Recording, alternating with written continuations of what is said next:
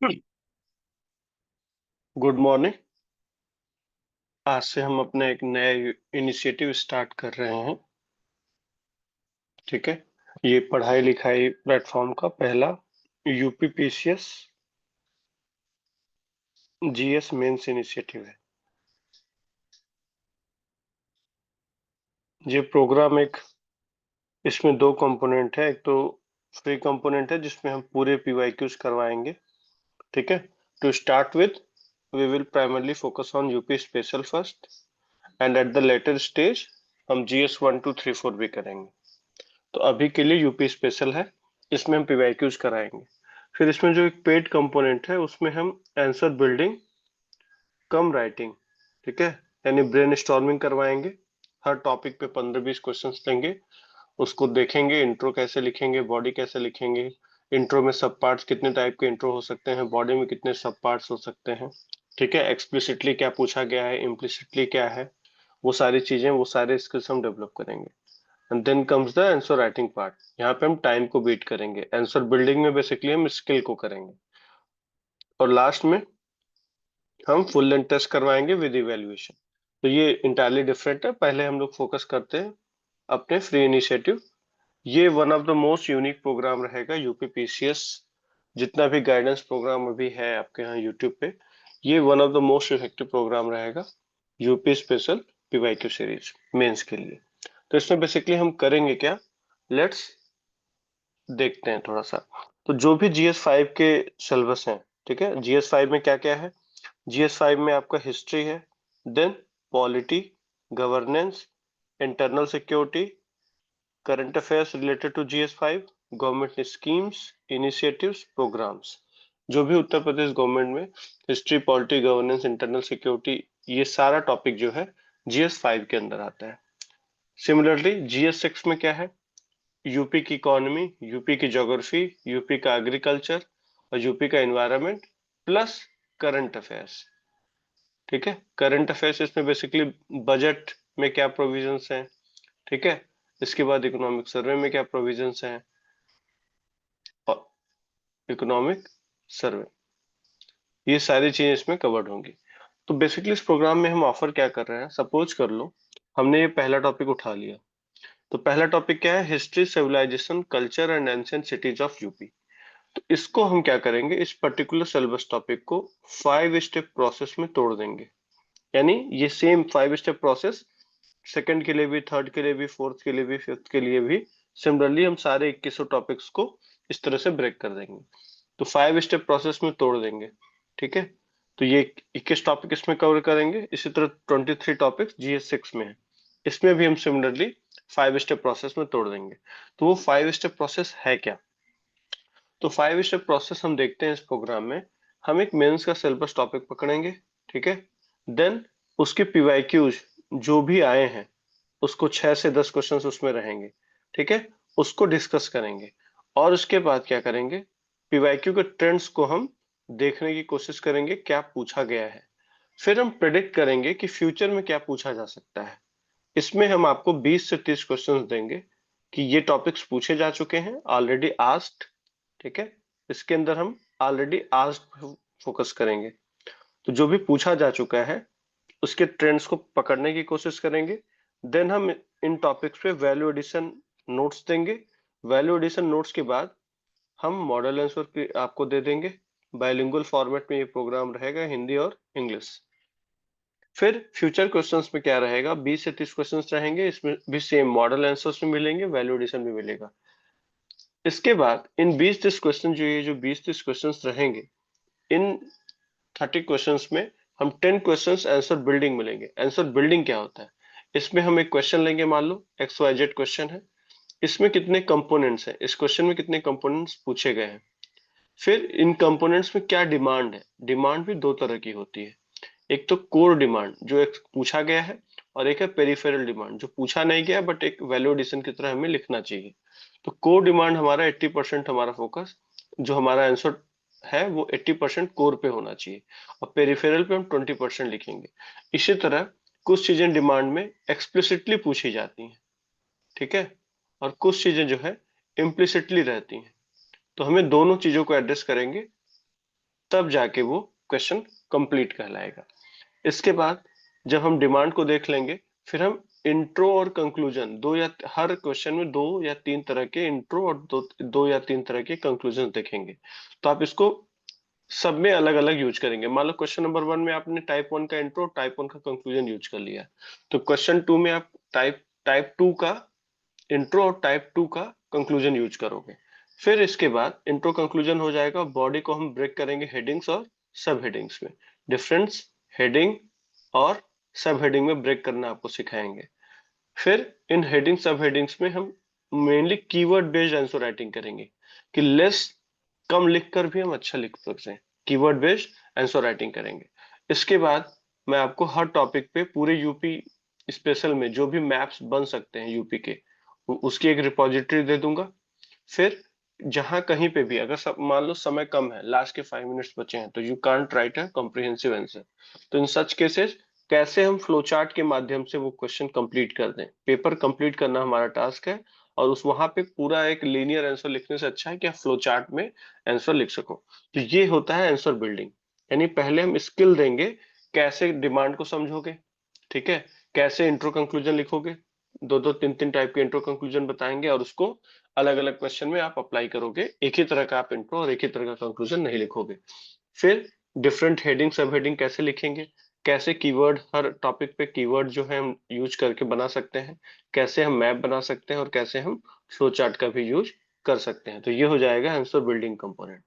Then come the last answer writing. यहाँ पे हम टाइम को बीट करेंगे। जब हमारे पास स्किल हो जाएगा, तो मैं आपको 20 क्वेश्चन दूंगा, उसके मॉडल आंसर भी दूंगा, और उसके अंदर मैप फ्लो चार्ट सब कुछ रहेगा। तो वो 20 क्वेश्चन का आपको सेल्फ पेस्ड मॉक टेस्ट देना है। इसके बाद जब ये कोर्स पूरा कंप्लीट हो जाएगा, तो मैं एक फुल लेंथ टेस्ट और एक फुल लेंथ GS5 का और एक फुल लेंथ GS6 का दूंगा। तो ओवरऑल समराइज अगर हम करें, तो ये इस प्रोग्राम में जो है हम पीवाईक्यू जो भी एक पर्टिकुलर टॉपिक पे 6 से 10 पीवाईक्यू आए हैं, उसको डिटेल में डिस्कस करेंगे। फिर उसके बाद हम उसके ट्रेंड एनालिसिस करेंगे। ट्रेंड एनालिसिस के बाद हम देखेंगे क्या क्वेश्चन और पूछे जा सकते हैं, जो गैप एरियाज हैं। फ्यूचर क्वेश्चन का मतलब क्या है, जो पूछे जा चुके हैं, और कौन से ऐसे गैप एरियाज हैं जो अभी पूछे नहीं गए हैं और पूछे जा सकते हैं। इन गैप एरियाज को मैं क्वेश्चन फॉर्मेट में आपको दे दूंगा। 20 से 30 क्वेश्चन अगर आप प्रैक्टिस कर लेते हैं, तो आपको कोई बुक पढ़ने की जरूरत नहीं है, कोई वीडियो देखने की जरूरत नहीं है। ये जो है, इन क्वेश्चंस के थ्रू आप यूपी स्पेशल की अच्छे से प्रिपरेशन कर सकते हैं। और ये जो 20-30 क्वेश्चंस मैंने दिए हैं, इनके मॉडल आंसर्स दिए हैं। फिर अब हम लोग एक एक क्वेश्चन को आंसर बिल्डिंग के टर्म में देखेंगे, ठीक है, इंट्रो बॉडी कंक्लूजन फॉर्मेट में, और वैल्यूडेशन कैसे किया जा सकता है उसको सीखेंगे। फिर उसको आंसर राइटिंग में प्रैक्टिस कर लेंगे, तो हम टाइम को भी बीट कर सकते हैं। तो ये एक साइंटिफिक तरीका है। तो जैसे एक एग्जांपल हम लेते हैं, जैसे मान लो ये स्टेप 1 है, तो स्टेप 1 में हम पीवाईक्यू देखेंगे। तो इसमें हमने स्टेप 1 किसका लिया, सपोज करो ये हमने एक टॉपिक ले लिया, history civilisation culture and ancient cities of UP. अब इसमें देखें हमारा 5 स्टेप प्रोसेस कैसे इंप्लीमेंट होता है, इसको अब हम देखते हैं। तो देखो, पहले मैंने क्या किया, स्टेप 1 में जितने भी पीवाईक्यू थे पहले टॉपिक से वो ले लिए, ठीक है, और उसके क्वेश्चन टाइप को डिस्कस कर दिया कि ये स्पेसिफिक टाइप का क्वेश्चन है। कुछ क्वेश्चन ब्रॉड होते हैं, कुछ क्वेश्चन स्पेसिफिक होते हैं। तो पहला क्वेश्चन है, describe the cultural significance of Prayagraj in ancient India, ठीक है। अब हम क्या करेंगे, जब प्रयागराज पूछ चुका है, तो यानी आगे क्या पूछ सकता है, आगे अयोध्या के बारे में पढ़ लो, काशी के बारे में पढ़ लो, बनारस के बारे में पढ़ लो, मथुरा के बारे में पढ़ लो, ठीक है, कुशीनगर के बारे में प्रिपरेशन कर लीजिए। तो ये सारे क्वेश्चंस जो है अब पूछे जा सकते हैं आगे के अपकमिंग एग्जाम में।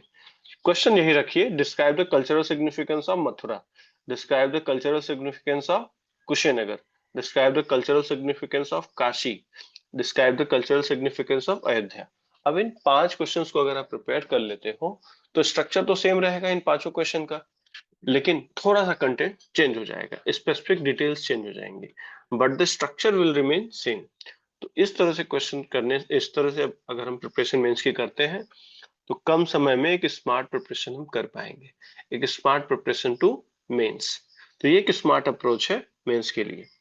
स्टेप 2 और 3 में क्या करेंगे, तो जो पूछा जा चुका है, देखो जैसे 5 क्वेश्चंस पूछे जा चुके हैं, अब हम इसको एनालाइज करेंगे कि प्रीवियस ईयर क्वेश्चन में जो भी क्वेश्चन पूछे गए हैं क्या क्या थीम्स पूछे गए हैं। तो कल्चरल हेरिटेज और पिलग्रिमेज के बारे में पूछा गया है, पॉलिटिकल हिस्ट्री और एंशिएंट स्टेट महाजनपद राज के बारे में पूछा जा चुका है, अर्बनाइजेशन, फर्स्ट अर्बनाइजेशन और सेकंड अर्बनाइजेशन के बारे में पूछा जा चुका है। ठीक है, प्रोटो हिस्ट्री जो भी थी, इंडस वैली सिविलाइजेशन या हड़प्पन सिविलाइजेशन जो भी साइट्स रही हैं यूपी के अंदर, उनके बारे में पूछा जा चुका है। और बुद्धिज्म के बारे में यानी रिलीजियस एंड कल्चरल एक्सपेंशन के बारे में पूछा गया है। तो जब बुद्धिज्म के बारे में पूछा गया तो क्या जैनिज्म के बारे में नहीं पूछा जा सकता नेक्स्ट? तो अगले एग्जाम में अब हम जैनिज्म के प्रिपरेशन भी कर लेंगे। तो ठीक है, तो जैन जितने भी जैन रिलेटेड साइट्स है वो प्रिपेयर करेंगे, बुद्धिस्ट रिलेटेड साइट है वो प्रिपेयर करेंगे, हड़प्पन रिलेटेड जितने भी साइट्स हैं वो प्रिपरेशन करेंगे। तो प्रीवियस ईयर क्वेश्चन देख के हमको ये लगता है कि जो हमारी हिस्ट्री है यूपी की, एक इसका हिस्ट्री और ज्योग्राफी का इंटरसेक्शन पॉइंट पूछ रहा है, यानी उनका उसका डिस्ट्रीब्यूशन पूछ रहा है। किसका डिस्ट्रीब्यूशन? बुद्धिस्ट साइट का, जैन साइट का, हड़प्पन साइट का। ठीक है, ये सब। और अगर हम पॉलिटिकल हिस्ट्री की बात करें तो यहाँ पे महाजनपदास पूछा है, महाजनपदास पूछा है, तो यानी अगला क्वेश्चन क्या पूछ सकता है? मौर्य, गुप्ता, ठीक है, जो भी अंपायर्स रहे हैं, बिहार में भी रहे हैं तो उसका एक्सपेंशन यूपी में भी रहा है, उनके बारे में पूछा जा सकता है। ठीक है, फिर अर्बनाइजेशन पूछा है, तो यहाँ पे फर्स्ट अर्बनाइजेशन और सेकंड अर्बनाइजेशन। ठीक, अब इसको कोरिलेट कर सकता है प्रेजेंट के स्मार्ट सिटी प्रोग्राम से। तो यूपी की जो स्मार्ट सिटी, ठीक है, 10 स्मार्ट सिटीज हैं, उनसे कोरिलेट करके एक क्वेश्चन पूछा जा सकता है आगे के। तो ये चीज हमने देखा। फिर रिलीजियस एंड कल्चरल एक्सपेंशन देख लिया। फिर यहाँ पे हम एक टेम्पल इकोनॉमी से रिलेटेड क्वेश्चंस आगे आने वाले सालों में देख सकते हैं कि टेम्पल इकोनॉमी से कैसे चीजें, या टेम्पल इकोनॉमी या टूरिज्म इकोनॉमी, इनको आप या तो कंक्लूजन में भी यूज कर सकते हो इन नए आइडियाज को, या फिर आप आगे जो है इसको आप देख सकते हो। फिर कैसे जो हमारा हिस्ट्री है, जो यूपी की हिस्ट्री है, it is a source of soft power in diplomacy, source of soft power in diplomacy. तो इन तरह के क्वेश्चंस में जो पूछे जा चुके हैं उनके बेसिस पे हम एनालाइज करते हैं आस्क्ड वाले सेक्शन में। ठीक है, ये सारे हमारे जितने भी ट्रेंड्स हैं उनको ऑब्जर्व करते हैं, फिर हम एक फ्यूचर स्ट्रेटजी बनाएंगे। फ्यूचर स्ट्रेटजी में क्या करेंगे हम? 20 से 30 क्वेश्चंस ऐसे बनाएंगे कि जो पूछे जा सकते हैं। जैसे अब बुद्धिज्म पूछा हुआ था, तो मैंने देखो यहाँ पे जैनिज्म पे एक क्वेश्चन बना दिया। ठीक है, अब यहाँ देखिए अर्बनाइजेशन पे पूछा था कि rise of towns in ancient UP, तो अब यहाँ पे पूछ सकता है कि role of UP in second urbanisation. तो सेम पीवाईक्यू को एज एन एंकर रखना है, पीवाईक्यू हमारा एंकर पॉइंट रहेगा। अब हम यहाँ से इस बेसिस पे इसको तो तैयार करेंगे ही तो करेंगे, अब लेकिन हम इस पीवाईक्यू को लेके इसके ऑफशूट्स को भी प्रिपेयर करेंगे, इससे रिलेटेड और भी क्या चीजें पूछी जा सकती हैं। ठीक है, अब देखो यहाँ प्रयागराज पूछा हुआ था। ठीक है, प्रयागराज पूछा हुआ था, तो मैंने क्वेश्चन क्या बना लिया? बनारस का कंट्रीब्यूशन क्या है? ठीक है, बनारस का क्या है, मथुरा का क्या है, अयोध्या का क्या है, फिर कुशीनगर का क्या है। इस तरह से 5-6 क्वेश्चन हम प्रिपेयर अगर कर लेंगे तो हमें बुक्स ज्यादा पढ़ने की जरूरत नहीं पड़ेगी, क्वेश्चन आंसर फॉर्मेट में। कुछ नए थीम्स भी पूछे जा सकते हैं, जैसे ये क्वेश्चन अगर हम देखो, कल्चरल चेंजेस फ्रॉम वैदिक टू मेडिवल, ये स्पेसिफिक सवाल नहीं है, ये ब्रॉड है, ब्रॉड सवाल है। इस तरह के भी सवाल पूछे जा सकते हैं। डांस एक थीम पूछी जा सकती है, पेंटिंग एज ए थीम पूछी जा सकती है, म्यूजिक एज ए थीम पूछी जा सकती है। ठीक है, कल्चर से रिलेटेड अगर हम करें तो जो यूपी की लिंग्विस्टिक डाइवर्सिटी है, अवधी है, ब्रज भाषा है, भोजपुरी है, इस पे सवाल पूछा जा सकता है। ठीक, फिर हम और आगे देखेंगे तो जितने रिफॉर्म मूवमेंट हुए हैं उनका क्या सिग्निफिकेंस है वो पूछा जा सकता है। अयोध्या का कल्चरल इंपॉर्टेंस पूछा जा सकता है, बनारस का पूछा जा सकता है, मथुरा का पूछा जा सकता है। ठीक है, प्रयागराज का ऑलरेडी पूछा जा चुका है। बुद्धिज्म, बुद्धिस्ट के डेस्टिनेशन अगर पूछे गए हैं तो जैन के भी पूछे जा सकते हैं, मौर्यन के भी पूछे जा सकते हैं, गुप्ता के भी पूछा जा सकता है। ठीक है, स्तूपा आर्ट एंड फीचर्स पे पूछा जा सकता है। फिर अवध, जो नवाब एंड बेगम थे अवध के, उनके बारे में पूछा जा सकता है, गुप्ता पीरियड को गोल्डन पीरियड क्यों कहा जाता है, ये पूछा जा सकता है। ठीक है, और जो डाइवर्सिटी है उत्तर प्रदेश की, उसको भी एज ए कल्चर का पार्ट मान के पूछा जा सकता है। तो ये हमारा एक यूएसपी है कि हम पीवाईक्यू को बहुत ही अच्छे से एनालाइज कर रहे हैं, ठीक है, वहां से, ठीक है, वहां पे बेस्ड हम पीवाईक्यू पे बेस्ड एक फ्यूचर प्रोडिक्शन भी कर रहे हैं कि क्या थीम्स और पूछी जा सकती हैं। और केवल कर ही नहीं रहे हैं, इस पे हम आपको मॉडल आंसर भी दे रहे हैं, ठीक है। इसके अलावा हम आपको पूरा मैप दे रहे हैं, जितने भी यूपी के मैप हो सकते हैं हर एक टॉपिक पे, जो जो भी फ्लो चार्ट हो सकता है वो फ्लो चार्ट आपको दे रहे हैं। क्योंकि आपको लिखना कितना है, 125 वर्ड्स लिखना है अगर 8 मार्क्स का सवाल आ रहा है, ठीक है। और अगर 12 मार्क का आ रहा है तो हमें केवल 200 वर्ड्स लिखने हैं। तो अगर आप बस थोड़ा सा ये मॉडल आंसर मैप और फ्लो चार्ट आप कर लेते हो, तो आप आराम से 125 वर्ड और 200 वर्ड वाले चीजें आराम से आप कैटर कर सकते हो। तो स्टेप 1 में हमने पीवाईक्यू देख लिया, स्टेप 2 में हमने पीवाईक्यू के ट्रेंड को समझ लिया, और स्टेप 3 में जो है हमने फ्यूचर प्रेडिक्शन भी कर लिया कि क्या क्या क्वेश्चन आ सकते हैं। और उस पे ही बेस्ड हमने कुछ flow chart, map, model answer, कुछ वैलिडेशन मटेरियल प्रिपेयर कर लिया। एक और चीज हम क्या कर रहे हैं, सपोज करो कल्चरल सिग्निफिकेंस पूछ दिया, तो अब हमने एक पकड़ लिया कि cultural significance of X Y Z. तो कल्चरल सिग्निफिकेंस कभी भी किसी चीज का अगर पूछेगा, तो एक इसका एक जनरल फ्रेमवर्क हम बना के आपको प्रोवाइड कर देंगे। आपको कुछ नहीं करना है, ये सब कुछ हम आपको जनरल फ्रेमवर्क बना के दे देंगे कि अगर कोई भी सवाल कल्चरल सिग्निफिकेंस पे आता है तो क्या एक जनरल फ्रेमवर्क हमें लिखना चाहिए। तो कल्चरल सिग्निफिकेंस के क्या क्या सब पार्ट्स हो सकते हैं वो सब कुछ हम आपको यहाँ पे प्रोवाइड करेंगे, ठीक है। तो स्टेप 1 हो गया, स्टेप 2 हो गया, स्टेप 3 हो गया। स्टेप 4 में क्या है, step 4 is about the answer building, not the answer writing. Answer building क्या होती है, इसमें हम स्किल्स देंगे आपको, ठीक है। कैसे आप इंट्रो लिखेंगे, इंट्रो में आप ज्योग्राफिकल लोकेशन दे सकते हैं, या हिस्टोरिकल टाइम पीरियड दे सकते हैं, या एक जर्नलिस्ट जो है इंट्रोडक्शन लिखा जा सकता है। उसी तरह कैसे कंक्लूड आप करोगे, तो दो तीन तरह के कंक्लूजन, दो तीन तरह के इंट्रो, हिस्ट्री में अलग, पॉलिटी में अलग, इकोनॉमी में अलग, एग्रीकल्चर में अलग, इन्वायरमेंट में अलग, ठीक है। फिर जब वो स्किल आप डेवलप कर लोगे, तो आपको ढेर सारे क्वेश्चंस दिए जाएंगे ब्रेन स्टॉर्म करने को, ठीक है। 15 से 20 क्वेश्चन आप ब्रेन स्टॉर्म करो, फिर उसकी स्ट्रक्चरिंग करो कि कैसे हम इंट्रो लिखेंगे, कैसे हम बॉडी लिखेंगे, बॉडी को कितने हेडिंग्स में तोड़ेंगे, हेडिंग को कितने सब हेडिंग में तोड़ेंगे, कितने सब हेडिंग्स को हम कितने कीवर्ड्स यूज करेंगे, ठीक है। और हमें लिखना कितना है, केवल 125 वर्ड और 200 वर्ड, इतना ही लिखना है। इस लिमिट को आप हमेशा फोकस करिएगा, ठीक है, कितने वर्ड्स में हमें लिखना है। Just a minute.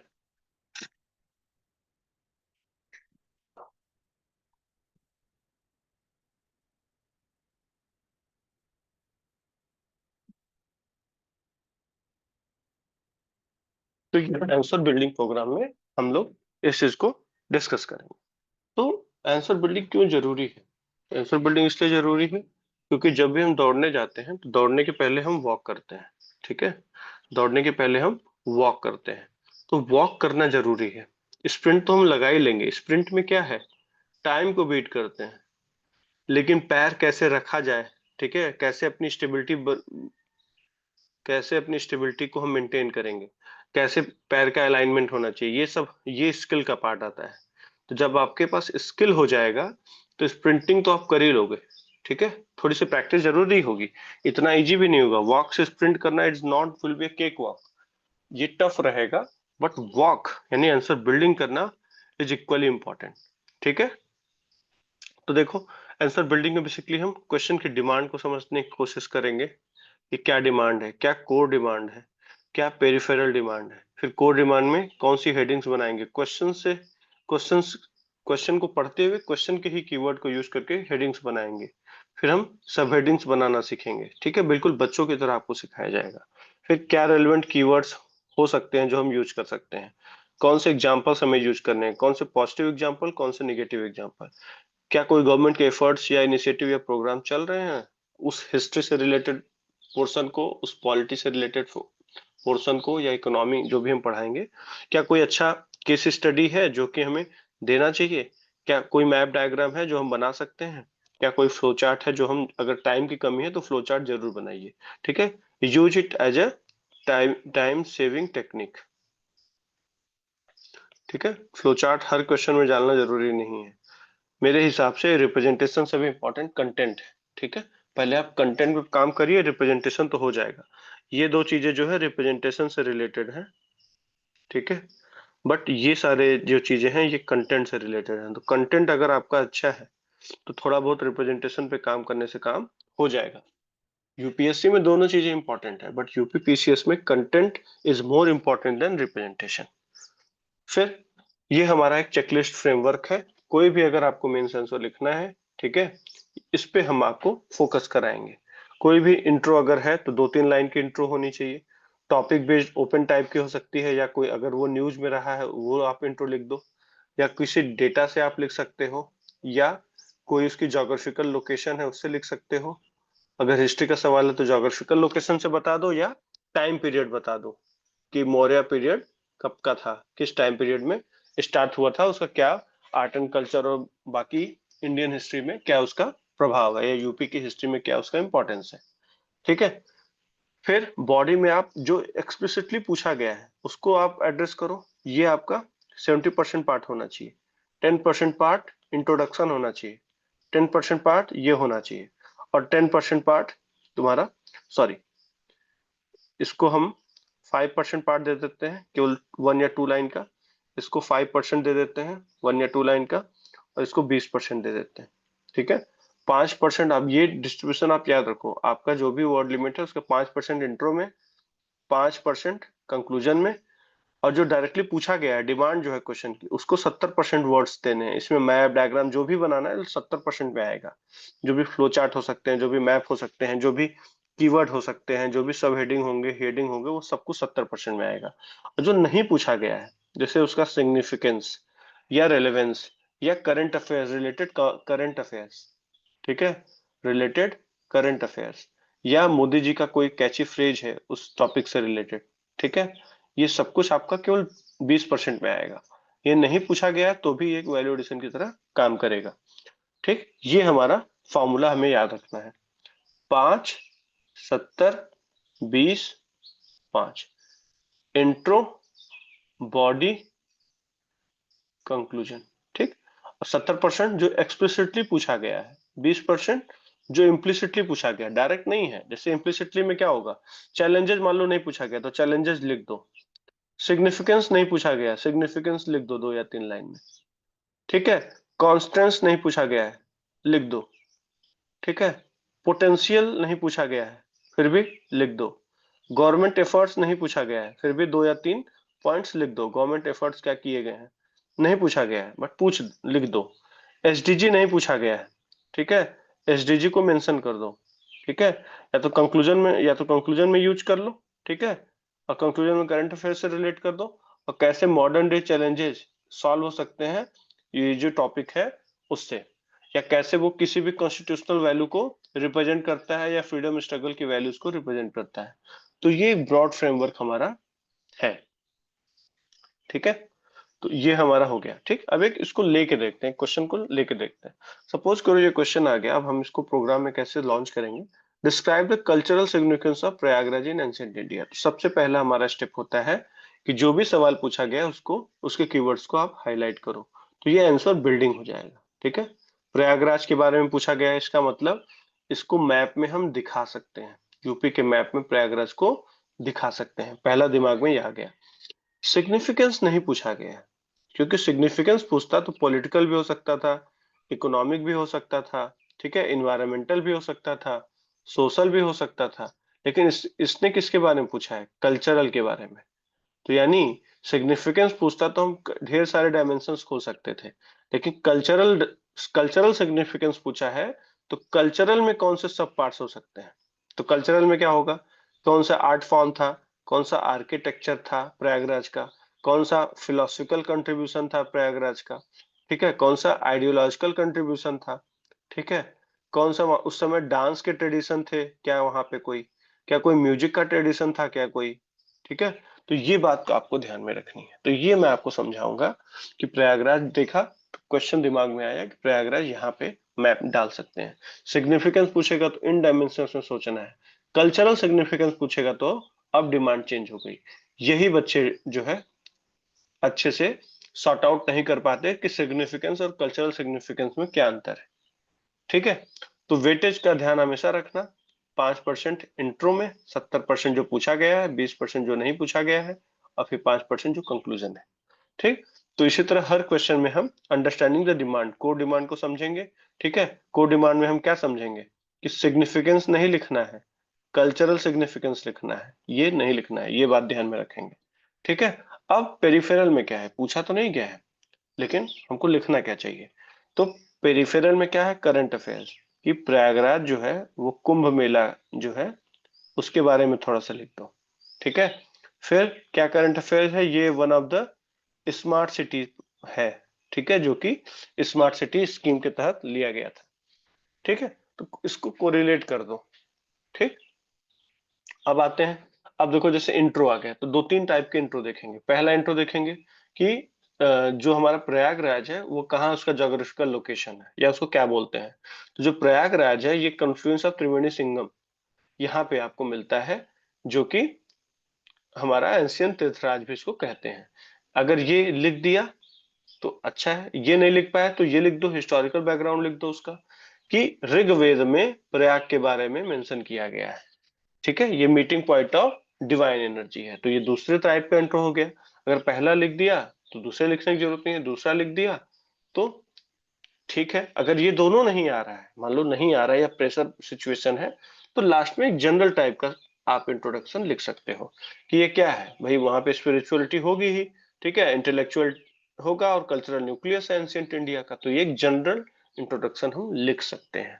तो ये दो तीन टाइप के इंट्रो कोई भी किसी भी सवाल में, तो मान लो कहीं पे जोग्राफिकल इंट्रो लिख दिया हिस्ट्री के सवाल में, तो कहीं पे हिस्टोरिकल लिख दो, और जब कुछ नहीं आ रहा तो एक जनरल लिख दो। ठीक है, हर जगह लिखे जा सकते हैं। उसी तरह कंक्लूजन है, तो माधो मोदी जी ने कुछ बोला था प्रयागराज के बारे में, उसके बारे में लिख दो, Prayagraj not just a place, it is a philosophy of oneness. ठीक है, ठीक, और कुछ करंट से कोरिलेट कर दो कि Veda to vision 2047, Veda to vision 47। अब इसी तरह ये अगर और अच्छा है, मतलब कहीं कैची वाले से लिख दो, कहीं पे जार्गन लिख दो मोदी जी का, और कुछ कहीं पे एसडीजी का यूज कर सकते हैं। तो इंट्रो ऐसे लिख सकते हैं, डिमांड को ऐसे समझेंगे, कंक्लूजन ऐसे लिखेंगे। उसी तरह हेडिंग सब हेडिंग और कीवर्ड यूज करते हुए एक्सप्लिसिट और इम्प्लिसिट पोर्शन को हम हैंडल करेंगे। फिर मैप्स का भी हम यूज कर सकते हैं, जैसे मैप बना दो आप। ठीक है, ये हो गया। ठीक है, ये यूपी का मैप हो गया, यहाँ पे तुम दिखा दो प्रयागराज। ठीक है, तो ये क्या हो गया, एक तरह से सदर्न उत्तर प्रदेश का ये पार्ट हो जाता है। ठीक, अब जो भी कीवर्ड्स है उसको दो तीन कीवर्ड यहाँ पे लिख दो, त्रिवेणी संगम बोलते हैं। ठीक है, ऋग्वेद में इसको प्रयाग बोलते हैं। ठीक, त्रिवेणी संगम बोलते हैं, और कुंभ मेला लिख दो। तो एक मोटा मोटा तुमने ऐसे लिख दिया, और एक बॉक्स बना देना डायग्राम में। तो इस तरह से मैप का भी यूज किया जा सकता है। ठीक है, फिर अब इस क्वेश्चन को पीवाईक्यू एज ए हिंट लेके एक जनरल फ्रेमवर्क कैसे निर्माण करेंगे ये देखते हैं। एक जनरल फ्रेमवर्क अब हम कैसे बनाएंगे। ठीक है, इस तरह से टॉपिक वाइज नोट्स बन जाएंगे पीवाई, जो कि पीवाईक्यू बेस्ड होंगे।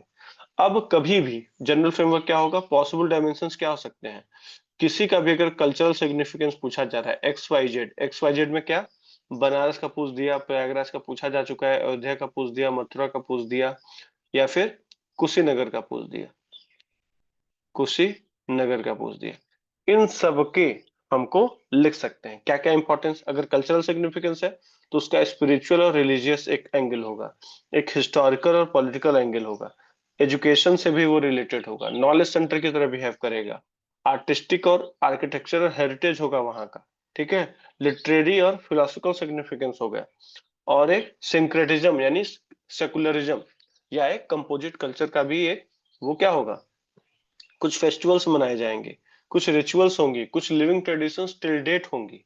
ठीक है, जैसे कुंभ मेला आज तक आयोजित किया जाता है। ठीक है, समुद्र मंथन से कोरिलेटेड था प्रयागराज। ठीक है, जोग्राफिकल और इन्वायरमेंटल सिंबोलिज्म होगा, प्रेजेंट में इकोनॉमिक और टूरिज्म इंपॉर्टेंस होगा, टेम्पल इकोनॉमी की बात कर सकते हो। ठीक है, टेम्पल इकोनॉमी या टूरिज्म इकोनॉमी के बारे में बात कर सकते हो। तो इतने आपको 10-12 पॉइंट्स मिल जाएंगे कि आपको खास जरूरत परेशान होने की जरूरत नहीं पड़ेगी। तो ये बस आप कॉमन कीवर्ड याद रख लो, ठीक है, that is more than enough. तो कोई भी सवाल अगर पूछता है तो कल्चरल सिग्निफिकेंस अगर पूछ दिया, अगर cultural significance of X Y Z पूछ दिया, इन हेडिंग्स में आप लिख दीजिए स्पिरिचुअल के बारे में सोच लीजिए, हिस्टोरिकल के बारे में सोच लीजिए, रिलीजियस सोच लीजिए, पॉलिटिकल सोच लीजिए, एजुकेशन के टर्म में सोच लीजिए, ठीक है, फिर आर्ट के बारे में सोच लीजिए, आर्किटेक्चरल के बारे में कुछ सोच लीजिए, फेयर्स के बारे में, रिचुअल्स के बारे में सोच लीजिए, फेयर एंड फेस्टिवल के बारे में सोच लीजिए, इकोनॉमी के बारे में थोड़ा सा सोच लीजिए, और हेरिटेज प्रिजर्वेशन के बारे में सोच लीजिए। इस तरह से वो टॉपिक आपका खत्म हो जाएगा। फिर इस प्रोग्राम के अंदर एक यूनिक जो चीज है वो हम वैल्यू एडिशन मटेरियल हर टॉपिक पे देंगे आपको। जैसे क्या क्या फ्लो चार्ट हो सकते हैं, कोई किसी भी पीवाईक्यू का, ये भी पीवाईक्यू है, ये भी पीवाईक्यू है, और ये भी पीवाईक्यू है। तो ये फ्लो चार्ट हम आपको प्रोवाइड कराएंगे टॉपिक वाइज, ठीक है। और जो 20 क्वेश्चन हम प्रेडिक्ट कर रहे हैं उसके भी पीवाईक्यूज, उसके भी फ्लो चार्ट, उसके भी मैप हम देंगे। फिर जितने भी यूपी के मैप हो सकते हैं, ठीक है, हिस्ट्री रिलेटेड मैप हमने अलग किया है, ठीक है, ज्योग्राफी रिलेटेड सारे मैप्स हमने अलग किए हैं। तो 1 2 3 4 5 6 7 8 9 10 11 12 13 लगभग 30 मैप्स हैं, ठीक है। 30 हिस्ट्री रिलेटेड, ये हिस्ट्री के जितने भी मैप्स हैं हम आपको एक जगह दे देंगे। ये अभी मैंने छोटे फॉन्ट में किया है, ये साफ सुथरे फॉन्ट में आपको दे देंगे, ठीक है। 30+ मैप्स आपको हिस्ट्री के मिल जाएंगे। उसी तरह लगभग 30-40 मैप जो हैं ज्योग्राफी के बने हुए हैं। उसी तरह इन्वायरमेंट में 20 या 22 मैप्स बने हुए हैं। सबके मैप हम आपको इस कोर्स में दे देंगे, ठीक है। स्टेप 5 क्या है? अब ये 20 क्वेश्चन है, देखो 1 2 3 4 5 6 7 8 9 10 11 12 13 14 15, ठीक है। अब यहाँ पे क्या करना है, आंसर राइटिंग करनी है। जब आपका स्किल डेवलप हो गया, अब आंसर राइटिंग करो और टाइम को बीट करना सीखो, दैट्स ऑल। एक टॉपिक लीजिए फिर से, ठीक है। तो अब हम मोटा मोटा देखें, बेसिकली हमारा प्लान क्या है। हमने क्या लिया, पीवाईक्यू लिया, पीवाईक्यू को ट्रेंड को समझा, पीवाईक्यू के ट्रेंड को जानते हुए उसको प्रिपेयर किया, पीवाईक्यू को प्रिपेयर किया, पीवाईक्यू के छोटे छोटे नोट्स बना लिए। छोटे नोट्स होना इंपॉर्टेंट है मेंस में, अगर मेंस में बड़े बल्कि नोट्स हैं तो आप रिवाइज नहीं कर पाओगे। तो हम आपको अनलाइक अदर कोचिंग्स हम बहुत छोटे नोट्स आपको देंगे, ठीक है, 1 पेजर नोट्स देंगे। और जो पीवाईक्यू के ट्रेंड देखते हुए वहां से क्या चीजें फ्यूचर में आ सकती हैं वो देंगे, ठीक है। उस पर मॉडल आंसर्स दे देंगे, उस पर मैप्स दे देंगे, आपको फ्लो चार्ट दे देंगे। और आपको लिखना ही कितना है भाई, 125 वर्ड लिखना है, 200 वर्ड लिखना है, बहुत है, ठीक है। फिर आपको आंसर बिल्डिंग में हम आपको ढेर सारी ब्रेनस्टॉर्मिंग करवाएंगे अलग अलग क्वेश्चंस की, ठीक है। वैरायटी पे फोकस ज्यादा रहेगा, रिपीटिशन कम रहेगा। फिर लास्ट में आप आंसर राइटिंग कर लेना, दैट्स ऑल। फिर लास्ट में जब आपका बिल्कुल मेंस के 1-1.5 महीने पहले एक फुल लेंथ आप GS5 का दे दीजिएगा और एक फुल लेंथ GS6 का दे दीजिएगा, दैट्स ऑल। ये प्रोग्राम एज ऑफ नाउ हम लोग केवल अभी यूपी स्पेशल के लिए लॉन्च कर रहे हैं। जैसा रिस्पांस रहेगा, जैसी डिमांड रहेगी, 20 दिन में हम ये प्रोग्राम खत्म कर देंगे।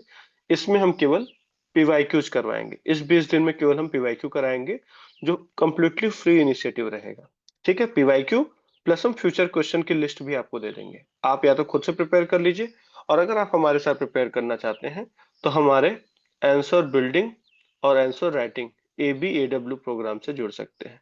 Answer building, answer writing programme, ठीक है। और अगर आप केवल फुल लेंथ लिखना चाहते हैं तो इसका एक सेपरेट प्रोग्राम भी हम लॉन्च कर देंगे फुल लेंथ का, ठीक है। तो ये हमारा टोटली फ्री रहेगा, बिल्कुल फ्री रहेगा। चूंकि यहाँ पे हम इवेल्युएटर्स भी रखेंगे तो इसलिए हमें थोड़ा एक बहुत ही मिनिमम फीस में हम लोग ये ऑपरेट करेंगे। बट आप ये देखिए आपका कितना 5 स्टेप प्रोसेस में आपके लिए जर्नी बहुत इजी होने वाली है। आप ऑन एन एवरेज 6 से 10 सवाल यहाँ कर रहे हैं, ठीक है, 30 सवाल यहाँ कर रहे हैं। तो हर टॉपिक पे आप 30 to 40 डिफरेंट क्वेश्चंस कर रहे हैं, ठीक है, जिसमें कि पीवाईक्यू है, पीवाईक्यू के सारे थीम्स हैं, और फ्यूचर क्वेश्चन जो आ सकते हैं पीवाईक्यूज को एंकर बनाते हुए। ये नहीं कि रैंडमली कुछ भी पूछ दिया, पीवाईक्यू को देखते हुए फ्यूचर क्वेश्चंस क्या आ सकते हैं वो भी हम आपको दे रहे हैं। और ये सब ऐसा नहीं है कि आपको 200 पेज के नोट्स दे देंगे, इन सब के जितने भी क्वेश्चंस हैं उन सब के 1 पेजर आपको नोट्स मिल जाएंगे। यानी 30 पेज में पूरी हिस्ट्री आपकी खत्म हो जाएगी, ठीक है। अब उसको 30 पेज को आप चाहो तो 5 पेज 10 पेज में चेंज कर सकते हो। सारे मैप्स आपको एक जगह दे देंगे, बहुत इजी वे में आप प्रिपेयर कर सकते हो। तो जैसे ही ये हमारा यूपी स्पेशल का जो कमिटमेंट है 20 दिन में पीवाईक्यू वाला, ये कंप्लीट कर लेंगे, और ये जो हमारा पेड प्रोग्राम ये वाला है, इसमें एडमिशन जब अच्छे खासे हो जाएंगे तो हम आपको ये लॉन्च कर देंगे। लेकिन अभी के लिए हम केवल फ्री इनिशिएटिव लॉन्च कर रहे हैं, ठीक है। अगर रिस्पॉन्स अच्छा रहेगा तो हम पेड इनिशिएटिव भी लॉन्च करेंगे। अब चूंकि हमारी टीम एक अच्छी खासी टीम है, तो जीएस कोर की जो पीवाईक्यूज हैं, जैसे कि ये भी कंप्लीटली फ्री इनिशिएटिव रहेगा। यहाँ पे भी हम 5 स्टेप वाला फॉर्मूला लगाएंगे, 5 स्टेप फॉर्मूला, ठीक है। ठीक, तो इसमें हमारा अगला टारगेट होगा GS1, GS2, GS3 के पीवाईक्यूज को अच्छे से बता देना। फिर एथिक्स हो गया, एस्से हो गया, और हिंदी हो गया। इसको भी हम 5 स्टेप फॉर्मूला में इम्प्लीमेंट करने की कोशिश करेंगे। तो अभी के लिए हमारा ये है कि 22 अक्टूबर आज है, ठीक है। आज हमने आपको स्ट्रेटजी वीडियो दे दिया। एक दिन में हर टॉपिक पे हर टॉपिक पे लगभग पर डे अगर हम 2 या 3 टॉपिक कवर करेंगे तो ओवरऑल 21 प्लस 23 टॉपिक्स हैं, ठीक है। लगभग 44 टॉपिक्स हैं GS5 और 6 के मिला के। इनके जो भी पीवाईक्यूज आए हुए हैं आज तक 2018 से 2023-24 तक, जो भी पीवाईक्यूज आए हैं, ये हम 20 दिन में कंप्लीट कर देंगे। ये कंप्लीटली फ्री इनिशिएटिव है, और जिनको लगता है कि ये इनिशिएटिव बेनिफिट है, तो जो भी फ्यूचर क्वेश्चंस आ सकते हैं उनको हमने एक स्ट्रक्चर दे दिया है, एक टेस्ट सीरीज के फॉर्म में। एक ब्रेनस्टॉर्मिंग का कंपोनेंट रहेगा इसमें, ठीक है। आंसर बिल्डिंग के बारे में स्किल डेवलपमेंट करेंगे, हम कैसे बिल्ड करते हैं आंसर, कैसे जनरल आंसर भी लिखे जा सकते हैं। फिर आंसर राइटिंग आएगा, और फिर इसमें फुल लेंथ टेस्ट आएगा। पेड इनिशिएटिव बाद में हम लॉन्च करेंगे, आज के 1 वीक के बाद, ठीक है। अभी के लिए हमारा फोकस है free initiative for UP special GS5 and 6। 20 दिन में हम इसको कंप्लीट कर देंगे, ठीक है। तो ये जो हमारा अभी देखो, आज शाम तक एक वीडियो आ जाएगा history, civilisation, culture and ancient cities of UP पे, ठीक है। फिर आर्किटेक्चर पे आ जाएगा, architecture, significance, maintainability, museum, archive and archaeology of UP. फिर contribution of UP in pre and post 1857 freedom struggle, जितने भी फ्रीडम फाइटर्स हैं ये सब आ जाएगा। एक और खास बात ये रहेगी कि हम GS5 को ही केवल पूरा नहीं करेंगे। जैसे मान लो हिस्ट्री अगर हमारा हो गया, सपोज करो GS5 की हिस्ट्री हो गई, तो अब हम पॉलिटी अब स्टार्ट नहीं करेंगे। अब हम GS6 का सपोज कर लो एग्रीकल्चर ले लेंगे, अब एग्रीकल्चर को कंप्लीट करेंगे। फिर एक GS5 में एक टॉपिक पकड़ लेंगे, मान लो पॉलिटी पकड़ लिया, तो अब हम अगला टॉपिक, अब पॉलिटी के जितने टॉपिक्स हैं सब कवर करेंगे। फिर GS6 में मान लो हमने इन्वायरमेंट पकड़ लिया, ठीक है। इस तरह से अल्टरनेट चलेंगे, एक एक थीम इसका पूरा एक थीमेटिक चलेंगे। एक थीम इसका कवर करेंगे, फिर एक थीम GS6 का करेंगे, फिर एक थीम GS5 का, एक थीम GS6 का, ठीक है। और ये सारे वीडियो जो होंगे, ये जो पीवाईक्यू की सीरीज हम चला रहे हैं, ये कंप्लीटली फ्री ऑफ कॉस्ट हमारे यूट्यूब चैनल पे मिल जाएगा, जिसका ये वीडियो हम वहीं अपलोड करने के बाद आपको भेज देंगे, ठीक है। ये पीवाईक्यू सीरीज की वीडियोस आपको पढ़ाई लिखाई के यूट्यूब चैनल पे और टेलीग्राम चैनल पे आपको मिल जाएगा, ठीक है। That's all, thanks for watching this video. आप इसको बहुत ही साइंटिफिक तरीका है और बहुत ही छोटे नोट्स हम आपको दे रहे हैं, ठीक है। आपको बिल्कुल याद कर लेना, आपको डेटा बुक सब कुछ हम देंगे, ठीक है। एक ये जब हो जाएगा ना, मैं आपको एक वैल्यू एडिशन के नोट्स दूंगा। वैल्यू एडिशन के नोट्स टॉपिक वाइज रहेंगे, रैंडम नहीं रहेंगे। टॉपिक वाइज नोट्स रहेंगे जिसमें डेटा रहेगा, ठीक है। डेटा रहेगा, गवर्नमेंट की स्कीम्स रहेंगी, और ये जो हम दे रहे हैं ये टॉपिक वाइज डेटा, ये गवर्नमेंट सोर्सेज से लिया जाएगा। गवर्नमेंट सोर्सेज में कौन कौन से गवर्नमेंट सोर्स हम प्राइमरली फोकस कर रहे हैं? गवर्नर की स्पीच है, और जो मिनिस्ट्री ऑफ INB है उत्तर प्रदेश का, वो हो गया, ठीक है। इन्वेस्ट यूपी की वेबसाइट हो गई, और चीफ सेक्रेटरी का एक डॉक्यूमेंट है वो हम यूज कर रहे हैं, ठीक है। और एक SDG का डॉक्यूमेंट है यूपी गवर्नमेंट का। ये 5-6 चीजें हो जाएंगी, प्लस इकोनॉमी रिलेटेड जो भी डेटा है बजट से लेंगे और इकोनॉमिक सर्वे से लेंगे। तो ये हम डेटा बुक आपको यूपी स्पेशल का जो हमारा पेड बैच रहेगा उसके अंदर हम ये आपको प्रोवाइड करा देंगे वैल्यू एडिशन नोट्स। ठीक है, ठीक है, यही अनाउंसमेंट है। तो आप बेफिक्र हो जाइए, अब आपको कहीं और जाने की जरूरत नहीं है।